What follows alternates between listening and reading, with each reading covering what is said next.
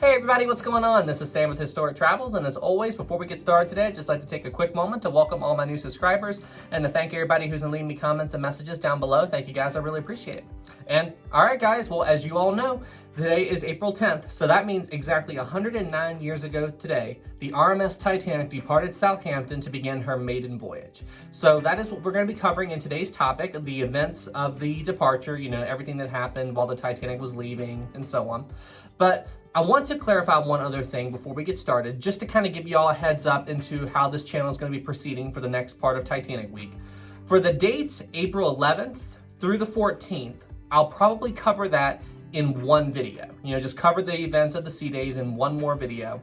And then that will allow me to have enough time to appropriately work on the sinking video, because I really want to cover that well, and I'm going to release that video on the anniversary of the sinking, so on the evening of April 14th. It'll go up, it won't be on at 11:40 p.m. I'll release the video like normal, but I do want to get the sinking video up in time for the 109th anniversary, so that's what I want to focus my attention on. Alright guys, well hey, thank you all so much for being here, and without any further ado, let's get into today's topic. April 10th, 1912. If you're somebody who studies the Titanic, then you'll know why this date is such a big deal. You see, on this day, 109 years ago, the RMS Titanic departed Southampton, England to begin her maiden voyage. But you see, what many people don't know is that it really wasn't that big a deal for the people at Southampton. You see, when people today think about the Titanic departing, they think it was like a big celebration for the people in the town. You know, they were celebrating, there was a big party, you know, Titanic was the biggest ship in the world. But you see, to the people of Southampton, the Titanic was kind of old news. You see, the Titanic was the near identical sister ship to the RMS Olympic. So if there would have been a big party or celebration, it would have been for the Olympic, not the Titanic. Now I can already hear all of you guys in the comments going, what do you mean they didn't care that much about Titanic? Titanic was the biggest ship in the world. And while yes, you are right, you have to remember, the whole thrill of the Olympic class had died down after the Titanic sister ship, the Olympic, was built. You see, if there was any kind of party, as I said earlier, it would have happened during the Olympics time. The best way I could describe it using modern day ships would probably be looking at the Royal Caribbean Oasis class ships. You see, when the Royal Caribbean built their ship, the Oasis of the Seas, it was the biggest ship in the world. You know, everybody celebrated like, oh, look at this revolutionary new ship.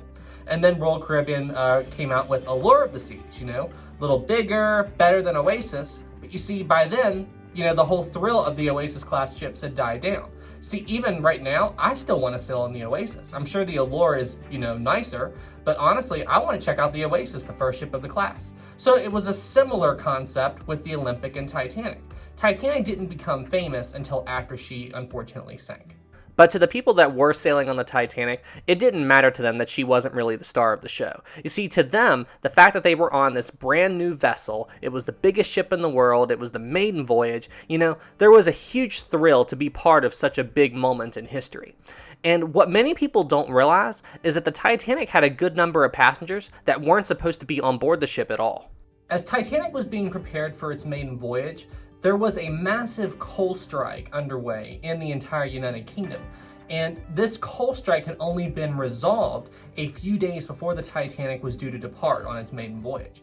And because this happened, there was a shortage of coal available to the ships that were going to be making the transatlantic route. There wasn't really even enough coal for the Titanic to complete its maiden voyage. But you see, the White Star Line didn't want that. They wanted the ship to be able to do its maiden voyage. And what they did was they worked this out with other ships, and other ships actually transferred their coal to the RMS Titanic. And this actually worked out in favor for the Titanic because the Titanic was underbooked for the maiden voyage. So these ships transferred their passengers over to the Titanic. So there was a good number of passengers on board the Titanic, as I said earlier, that should have never been there in the first place. As the last of the passengers were loaded on board the RMS Titanic, at exactly 12 noon on April 10th, 1912, the RMS Titanic was pulled away from the docks by a bunch of tugboats that were in the area, and she fired up her main engines to begin her maiden voyage across the Atlantic, with a grand total of 2,200 souls on board. As soon as the RMS Titanic engaged her main engines and began to pull out of Southampton Harbor, a near disaster almost struck the Titanic. Now, what exactly happened? Well, from the crew on board and the passengers' perspective, they were just watching the ship pull out of the harbor, you know, waving to their family and friends back on land, and they heard several loud snaps. In quick recession, it was like snap, snap, snap, and they had no clue what it was. Some people said it sounded like gunshots. So everybody on the deck, the deck officers, the passengers, rushed to the side of the Titanic in order to try to figure out what was going on. Was somebody shooting at them? They didn't know. And when they found the source to these sounds, what they saw horrified them. The snapping sounds that people on the Titanic were hearing were actually the mooring lines for another vessel called the New York, which was docked right beside Titanic, breaking off and snapping. Essentially what mooring lines are, they're giant rope that hold a vessel to a dock or pier. So essentially what had ended up happening was, as the Titanic was leaving the dock and it turned on its massive engines, the suction created by these engines was enough to break at the mooring lines holding the New York to the pier, causing the ship to be sucked towards the Titanic, threatening a collision.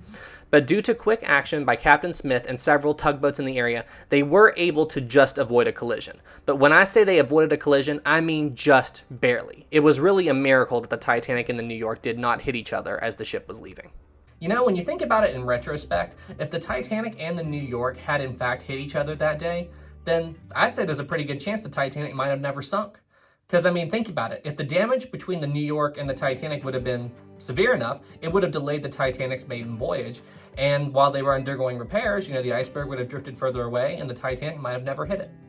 Interesting to think about. But anyway, back to what really happened. So after the near miss, the crew on the Titanic did a quick inspection of the ship just to make sure that everything was okay, and it was, since the two vessels didn't hit. It just scared everybody. But this near miss delayed the Titanic's maiden voyage by about a half hour. And once all the inspections were done, the Titanic fired up its engines again and finally departed Southampton. The Titanic's next stop was Cherbourg, France, which it would arrive at later that evening. It took just 6 hours for the Titanic to make the journey from Southampton, England to Cherbourg, France. The Titanic pulled into Cherbourg right around 6:30 p.m. on the same day, April 10, 1912. However, when the Titanic arrived, the ship was way too big to pull up to the dock in Cherbourg, so they sent 2 tender boats called the Nomadic and the Traffic out to the Titanic in order to drop off passengers, cargo, and bring a few passengers from the Titanic to land, as several passengers on board the Titanic just wanted to make the voyage from Southampton to Cherbourg and not go all the way to America. Some pretty noteworthy passengers ended up boarding the Titanic while it was docked in Cherbourg, several of which include Margaret Brown and John Jacob Astor. Both of them got on board while the ship was at this port. Now, the Titanic didn't stay in Cherbourg for very long, only about 2 hours. That's all the time it took to load on board all the passengers from the Nomadic and the Traffic, get any cargo on board, and to offload any passengers on the Titanic that were just heading over to France. And at around 8:10 p.m., the Titanic raised anchor and departed Cherbourg, France. With one last stop, its next stop would be Queenstown, Ireland. Once the Titanic completed its stop there the next day, the ship would then head out to sea for its first transatlantic crossing to America. Anyway guys, that's it for this video. Thank you all so much for watching. I hope you enjoyed it and found it interesting. And yeah, now you know the story of the Titanic's first day after she departed Southampton. Now remember what I said, there's going to be one more video covering the timeline of events through April 11th to April 14th, and then there will be one more video dedicated to just the sinking. So that's going to be the timeline on how we're going to proceed for the next couple of days as we go through Titanic week. So I hope you all stay tuned and we'll enjoy all those videos. And guys, don't forget, there will be a live stream tomorrow. I'm going to go live at 7:30 p.m. Eastern Time, so I hope to see you all at the show. And yeah, all right, everybody. Well, hey, thank you all so much for watching. I really appreciate it. And hey, you all stay safe out there. I'll see you in the next one. Have a good night, everybody.